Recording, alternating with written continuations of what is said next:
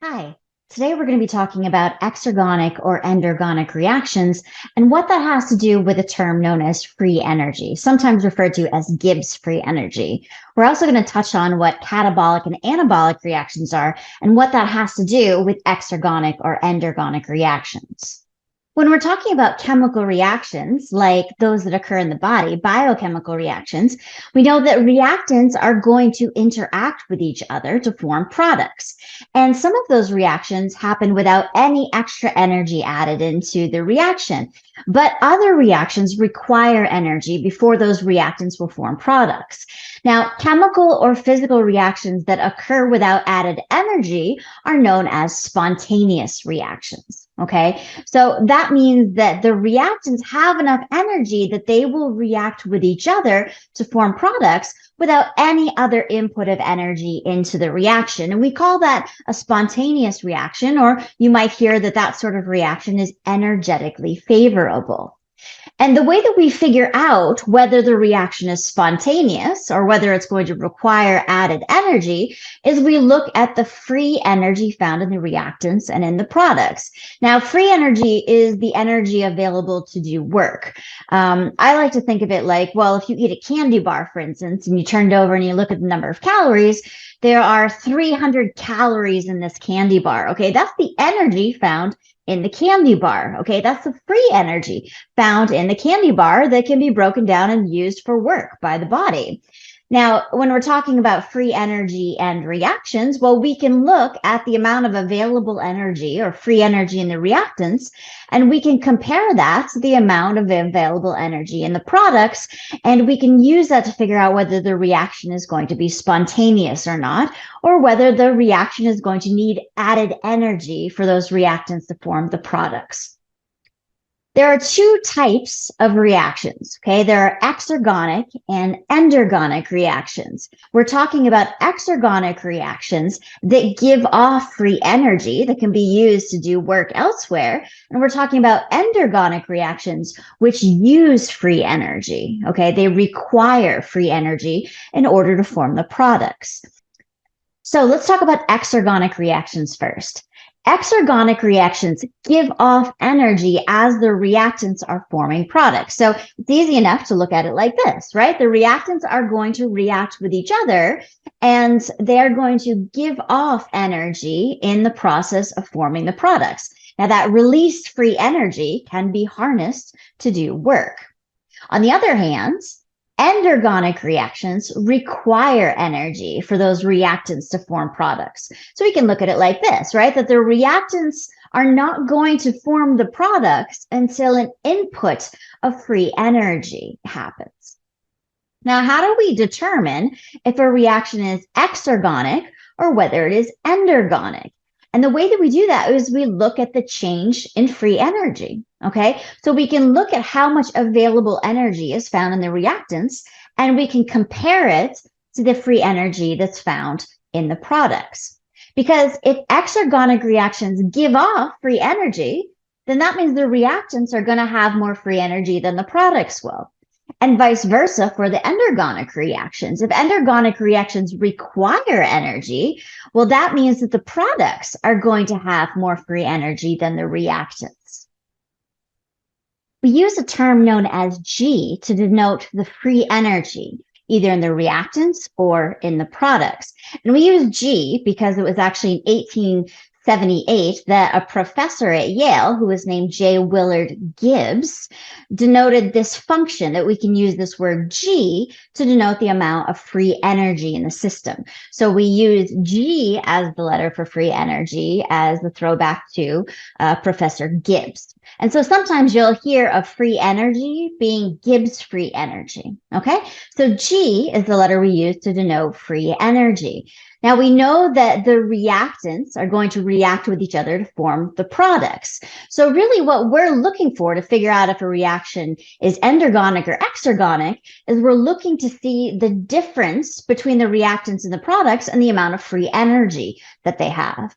And we use this delta, right, the Greek letter delta, which is this triangle here, to denote the difference. Okay, so delta means difference or change in.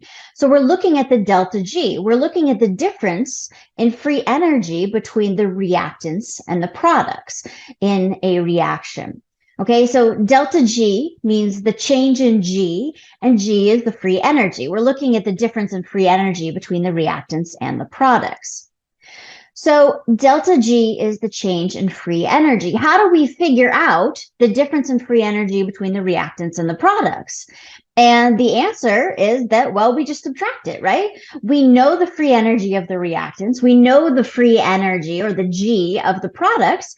So we just say, okay, the change, the difference then, we can subtract the free energy of the reactants from the free energy of the products.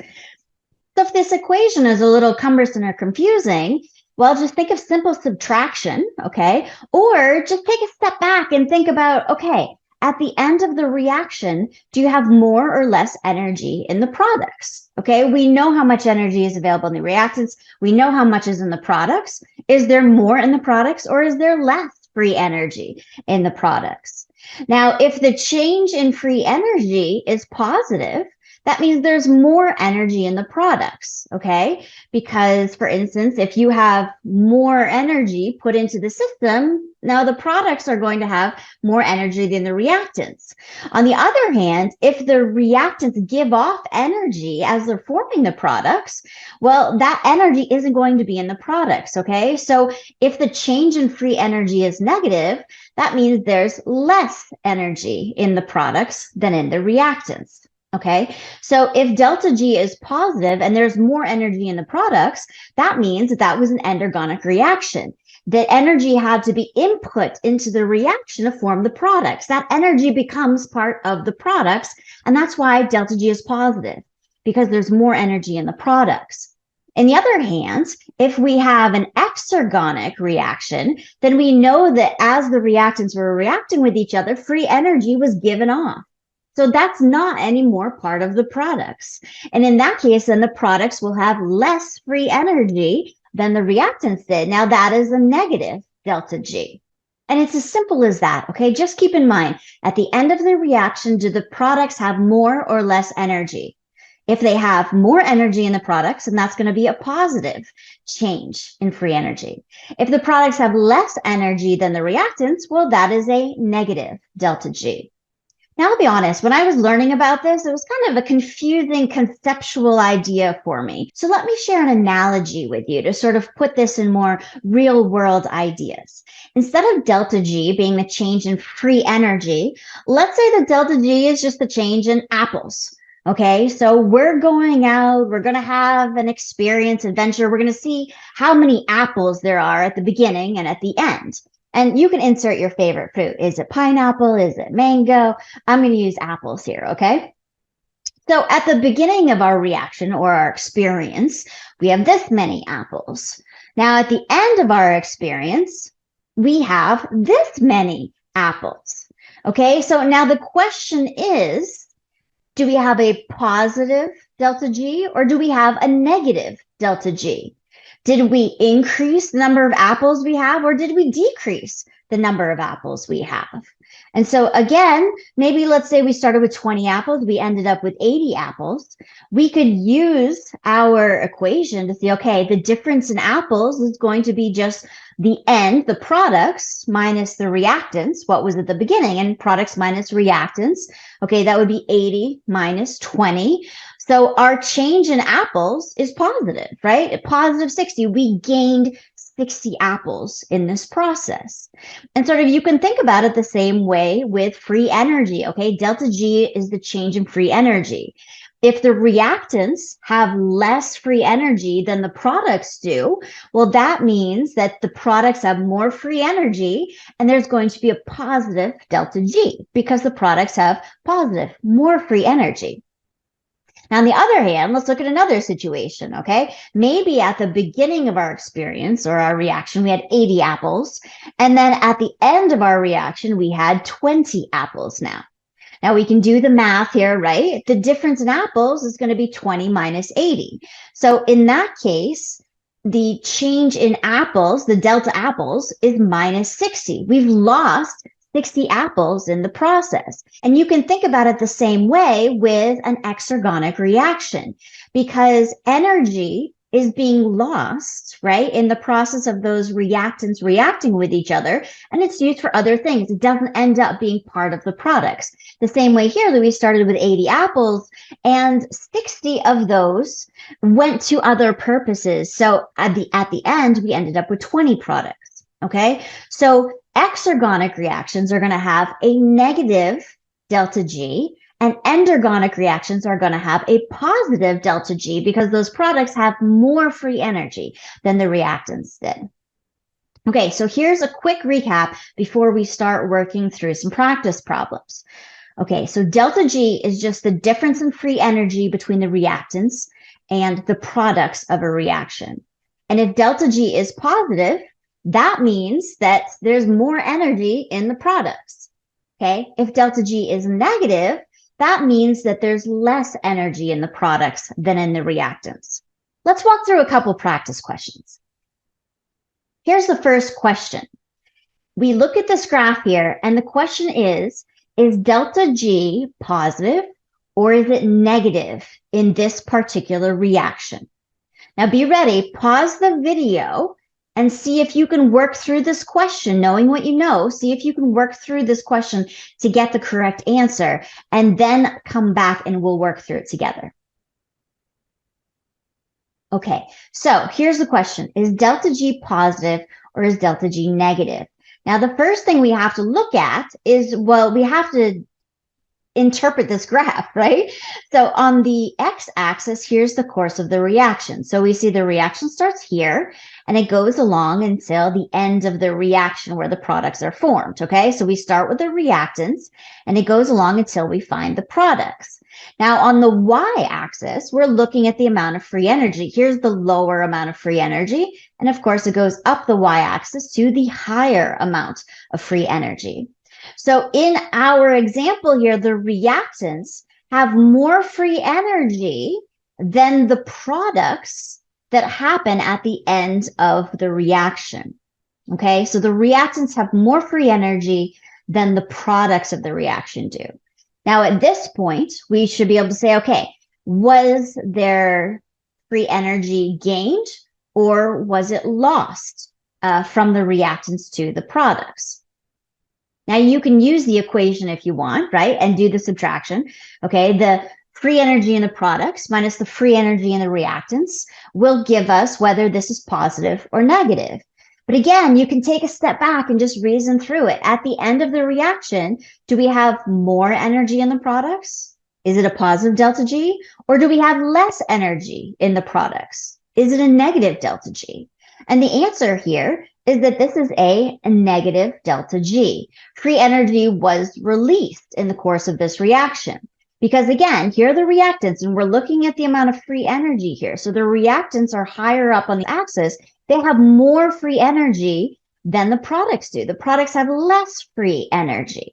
Okay, and so free energy was released during this reaction. The products have less free energy. So it's a negative delta G. And again, if you have trouble thinking of this in free energy terms, think of it in apple terms. Okay, instead of free energy on the y-axis, it's number of apples. So maybe we start with 3 apples and we end up with 1 apple. Is that a negative change in apples or is it a positive change in apples? Well, we lost free apples here. So that's going to be a negative change in apples. Okay, so if you get lost in talking about the free energy, turn it into apples and see if there's more or less apples in the products than there were in the reactants. Here's the second question. Now that we know that free energy was released, and this is a negative delta G, will this reaction happen spontaneously? So to answer this question, we have to have some information, right? We have to remember what a spontaneous reaction is. Spontaneous reaction means that the reactants will react to form the products without an input of energy. So when we look at this, was there an input of energy? No, in fact, it's just the opposite. Energy was given off.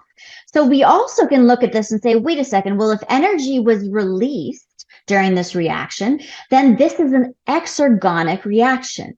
And we know that exergonic reactions are going to happen spontaneously. So this reaction is energetically favorable, okay? Will this reaction happen spontaneously? Yes, because the reactants have more free energy than the products. If we had the opposite, where the reactants had less free energy than the products, okay, if it was a positive delta G and free energy had to be added into the reaction for it to occur and form the products, well, that would require energy, and that's not going to happen spontaneously. You can kind of think about it about you biking up or down a hill, maybe, okay, in a bicycle. If you're biking down the hill, right, that doesn't require energy. That is going to happen spontaneously. But if you're biking up the hill, that's not going to happen until you put in energy by pedaling the bicycle yourself.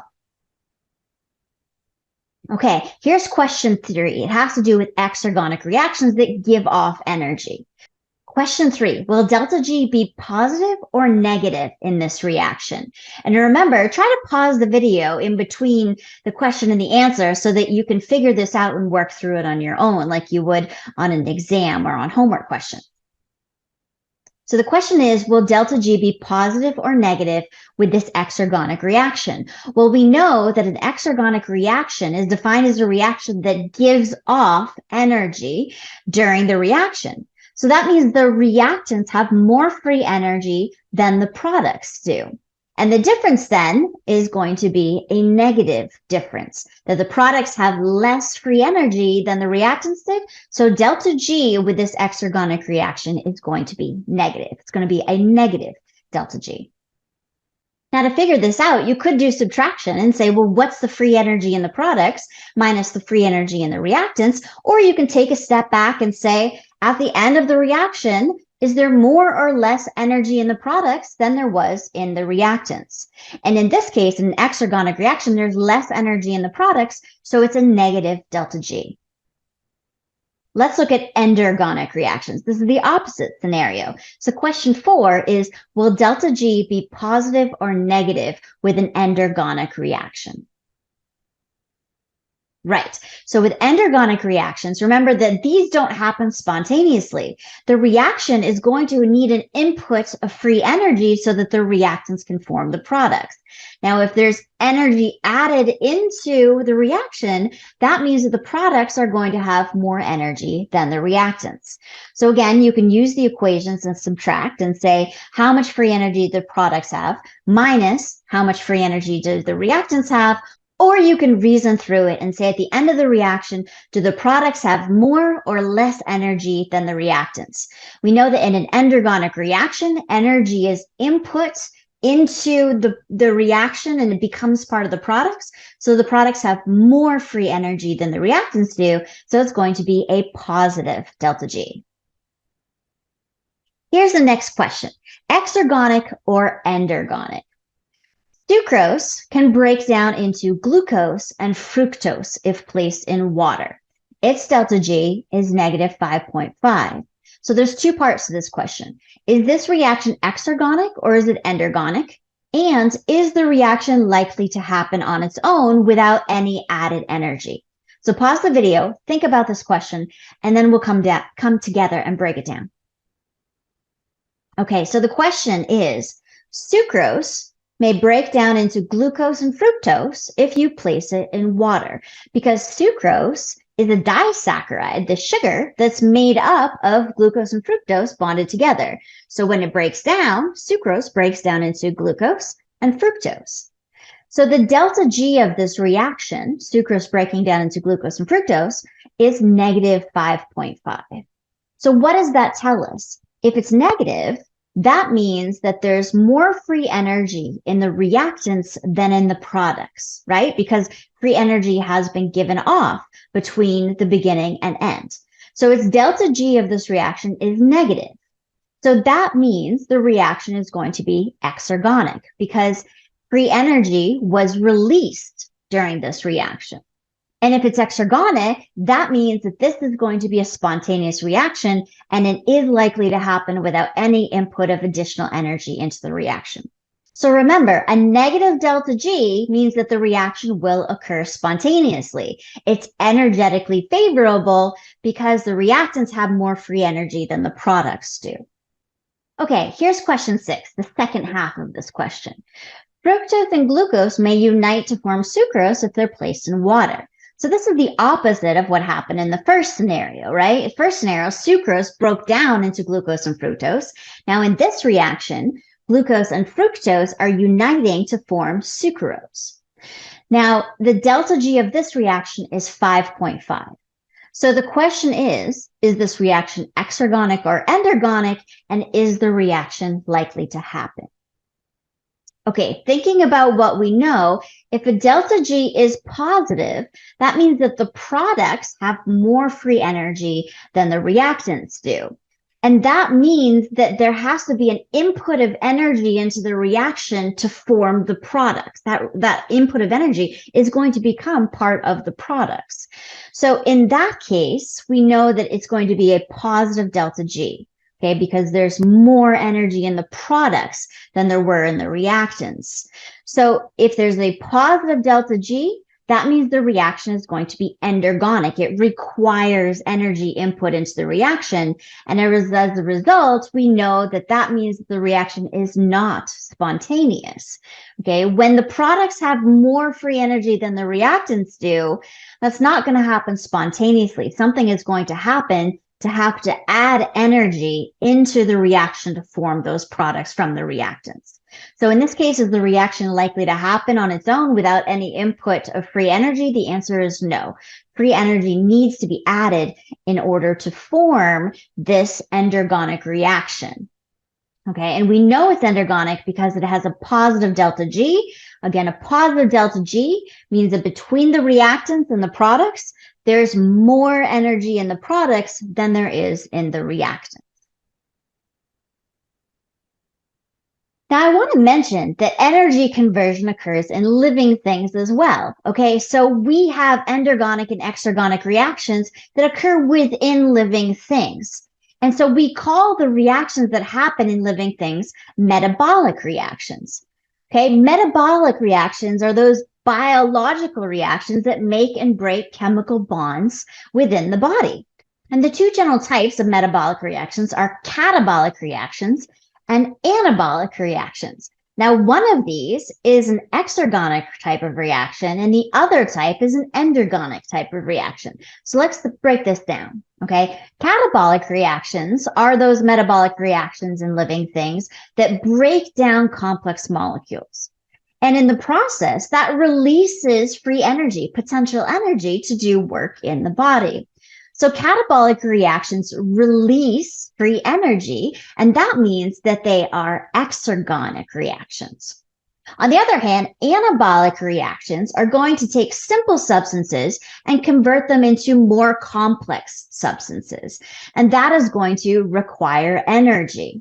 So again, in the example that we looked at, right, with fructose and glucose being bonded together to form sucrose, well, energy is going to be needed for that to happen.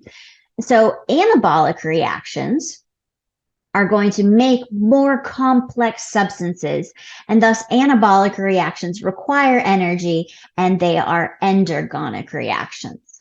Now, how do I keep these two straight, catabolic versus anabolic, and which one breaks down molecules and which one builds them up? Well, the way that I remember this is I think about anabolic. Maybe you've heard this word before with anabolic steroids, but we've certainly heard in the news about Olympic athletes using anabolic steroids. Well, why would they use anabolic steroids? Well, because the anabolic steroids help to build up their muscles. Okay, and with more muscles, maybe you'll do better in the Olympics. So I remember that. Anabolic steroids are used to build muscles, and anabolic reactions are going to build more complex things within the body. Now let's do one last practice question that has to do with anabolic and catabolic reactions. Question 7, what type of metabolic reaction is this example? Amino acids are being bonded together into a polypeptide chain. Okay, so we're making a protein here. Is that an anabolic metabolic reaction, or is it a catabolic reaction? So again, break down anabolic. Those are the ones that are going to be used to build up substances in the body. Catabolic reactions are going to break down substances in the body to release energy to do work elsewhere. And if amino acids are being bonded together into a polypeptide chain, into a protein, well, that's being built up. Okay. We're building up those amino acids, bonding them together to create something larger. And that's going to be an anabolic reaction. Now, the second part of this question is, in this example where amino acids are being bonded together into a polypeptide chain, is that anabolic reaction going to be exergonic or is it going to be endergonic?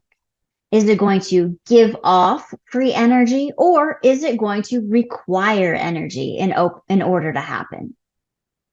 And of course, the answer here is it is a endergonic reaction. Anabolic reactions build things up, and that's going to require energy. So anabolic reactions are endergonic reactions. Okay, so we use exergonic and endergonic as general terms for reactions that give off free energy or require energy to form those products. And when we're talking specifically about those reactions taking place in living things, those metabolic reactions taking place in living things, we can call the exergonic reactions catabolic reactions, okay? And those anabolic reactions that build things up, well, those are going to be endergonic reactions because they require energy in order to form the products.